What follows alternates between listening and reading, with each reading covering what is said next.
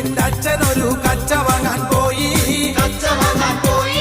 കൊച്ചിയിലെ കൊച്ചലയിൽ തോണി മുങ്ങിപ്പോയി.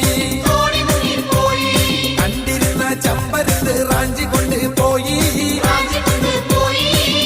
തെക്കൊരു തൈമണലിൽ കൊണ്ട് ചെന്ന് വെച്ചേ. കൊച്ചു കുഞ്ഞിന്റെ അച്ഛനൊരു കച്ച വാങ്ങാൻ